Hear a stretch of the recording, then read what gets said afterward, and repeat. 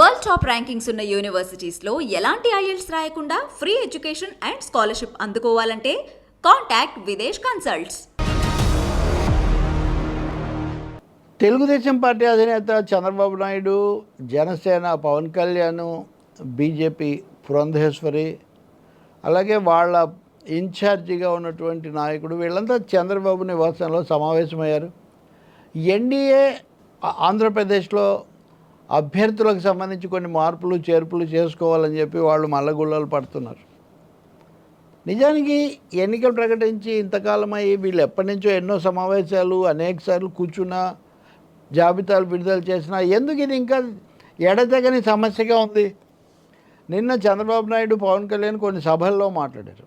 సభల్లో కొత్తగా ఉన్నది మామూలు వాళ్ళ ధోరణి వాళ్ళు కొనసాగించారని అనుకున్నప్పటికీ కూడా అభ్యర్థుల మార్పు అనేది అక్కడ కీలక. అనపర్తిలో ఉదాహరణకు బీజేపీ అభ్యర్థి కేటాయించిన ఆ తెలుగుదేశం తీసుకోవాలనుకోవడం, పిఠాపురం తెలుగుదేశం సీటు పవన్ కళ్యాణ్ తీసుకోవటం, ఇట్లా అనేక చోట్ల ఈ సమస్యలు ఉన్నాయి.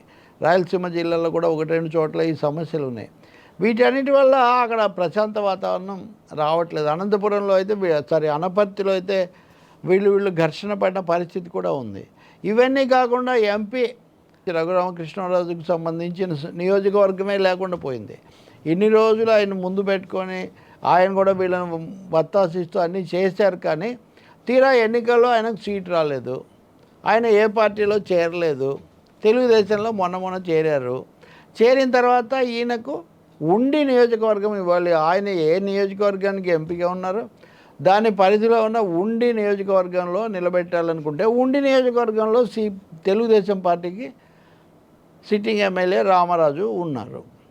మరి అటువంటప్పుడు ఆయన సీటుకు ఇస్తామని ప్రకటించారు. చంద్రబాబు నాయుడు స్వయంగా 21 మంది ఎమ్మెల్యేలు నాతో గట్టిగా నిలబడిన వాళ్ళని ఎట్టి పరిస్థితుల్లో వదులుకోను అని చాలా ప్రతిజ్ఞ చేశారు. మరి అటువంటప్పుడు ఈయన నిలబడ్డాడు కదా, ఎలా వదిలేస్తారు? ఈ ప్రశ్నలన్నీ వచ్చాయి. ఉండి నియోజకవర్గం ఇచ్చేశారు అని కథనాలు మనమంతా కూడా మాట్లాడుకున్నాం. కానీ లేదు ఇవ్వలేదు, ఇంకా తుది నిర్ణయం తీసుకోలేదు అని ఎంపీ రాజు ఆయన ఒక క్లారిటీ ఇచ్చాడు. అంటే రెండు సైమల్టేనియస్గా ఇచ్చారు అని ఒక లీక్ నడుస్తుంది, ఇవ్వలేదు ఇంకా ఫైనల్ కాలేదని. అంటే ఇదంతా వాళ్ళ అంతర్గత పరిస్థితిని తెలియజేస్తుంది. చంద్రబాబు నాయుడు ఈరోజు ఉండి నియోజకవర్గ కార్యకర్తలతో మాట్లాడి వాళ్ళని ఏదో ఒప్పించారని, ఇది బీజేపీ నాయకులకు కూడా చెప్పి వాళ్ళ అనుమతి వాళ్ళ ఆమోదం కూడా తీసుకోవాలి. ఎందుకంటే అసలు రాజుకి ఎందుకు టికెట్ ఇవ్వలేదు? బీజేపీ వాళ్ళు ఆయన మా పార్టీలో ఏం చేరలేదు, మాకేం సంబంధం అన్నారు. జనసేనకు కూడా ఆ ప్రసక్తి లేకుండా పోయింది. మిగిలింది తెలుగుదేశం మాత్రమే. కానీ తెలుగుదేశం తాము టికెట్ ఇవ్వడానికి నిరాకరించిన రాజుకు తెలుగుదేశం టికెట్ ఇవ్వడం బీజేపీకి ఇష్టం ఉండదు. అది కూడా కాకుండా వాళ్లకు వైఎస్ జగన్మోహన్ రెడ్డితో ముఖ్యమంత్రితో కూడా సత్సంబంధాలు ఉన్నాయి కాబట్టి వాళ్ళ మధ్య జగన్కు రాజుకు మధ్యలో నడిచిన దాన్ని బట్టి కూడా బీజేపీకి ఇష్టం ఉండదు, విముఖంగా ఉంటుంది. సో ఇలాంటి కారణాలన్నీ దీని వెనక ఉన్నాయి. అదే సమయంలో చంద్రబాబు విషయానికి వస్తే మీరు ఇన్ని రోజులు ఒకరినొకరు వాడుకున్నారు. ఇప్పుడు ఒక్కసారిగా ఆయన వదిలేస్తే ఏమవుతుంది? కాబట్టి ఇప్పుడు ఉండి కార్యకర్తలను వాళ్ళందరినీ పిలిపించి మనం ఇన్ని రోజులు ఆయన ఉపయోగించుకొని ఇప్పుడు ఆయనకు అవకాశం ఇవ్వకపోతే మనం మాట పడాల్సి వస్తుందని వాళ్ళని ఎలాగో బతిమాలి ఒప్పించినట్టున్నారు. అది అయిన తర్వాత ఈ సమావేశం పెట్టి బీజేపీ వాళ్ళని కూడా చేయొచ్చు. ఇది కాకుండా ఇంకా కొన్ని ఉన్నాయి సమస్యలు.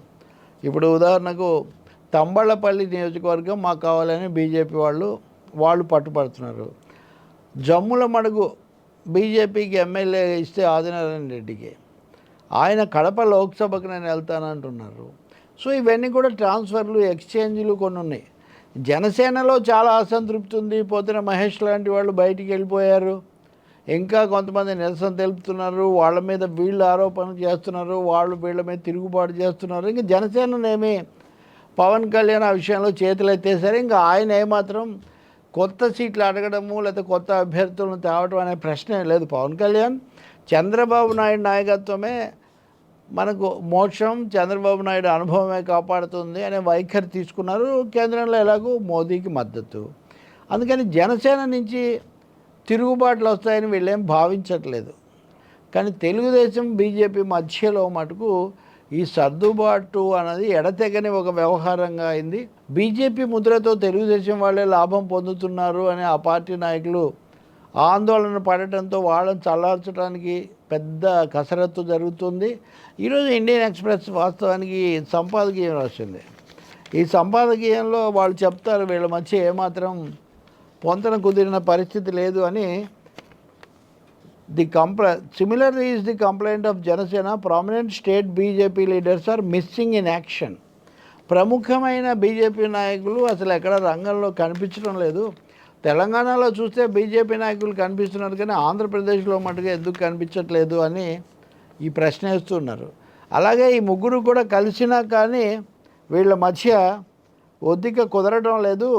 అది కూడా సమస్యగా మారుతూ ఉంది. Going by what is unfolding ever since seat sharing was announced, it would take a lot of doing to ensure a seamless translation to vote sharing. Pawan Kalyan నిన్న కూడా కోనసీమ సమావేశంలో చెప్తున్నాడు, చంద్రబాబు నాయుడు వాళ్ళ పార్టీ ఎప్పటి నుంచో ఉంది, వాళ్ళ ఓట్లు మనకు ట్రాన్స్ఫర్ అవుతాయి, కానీ నా అభిమానుల ఓట్లు కూడా ట్రాన్స్ఫర్ కావాలంటే ఒక విధంగా ఆయన చెప్పేది టీడీపీ వాళ్ళు ట్రాన్స్ఫర్ చేస్తారు, మన వాళ్ళు ట్రాన్స్ఫర్ చేయడం ముఖ్యమనే పవన్ కళ్యాణ్ చెప్తున్నారు.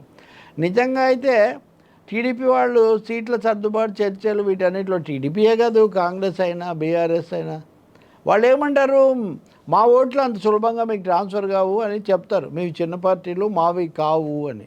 కానీ పవన్ కళ్యాణ్ ఇక్కడ రివర్స్లో చెప్తున్నారు అనుకోండి. ఏదైనా ఈ వాతావరణంలో మళ్ళీ మేమంతా కలిసి ఉన్నాము, కలిసి ముందుకు పోతాము అనే ఒక అభిప్రాయం కలిగించడానికే ఈ సమావేశాలు ఈ తతంగాలు జరుగుతున్నట్టుగా కనిపిస్తుంది. కానీ క్షేత్రస్థాయిలో మటుకు ప్రముఖ బీజేపీ నాయకులు ఎవరు లేకపోవటం, పవన్ కళ్యాణ్ ఒక్కడే అనారోగ్యంలో కూడా ఈ భారం అంతా మోస్తూ తిరగటం.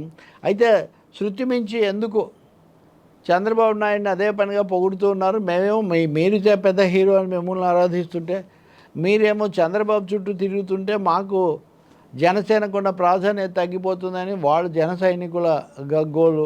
ఇలా ఎన్డీఏ దృశ్యం అనేది ఒక విధంగా చాలా తికమగ్గ గజిబిజిగా మారిందనేది అయితే స్పష్టం. ఇది కాకుండా అసలు ఎన్డీఏ ప్రణాళిక ఏంటి?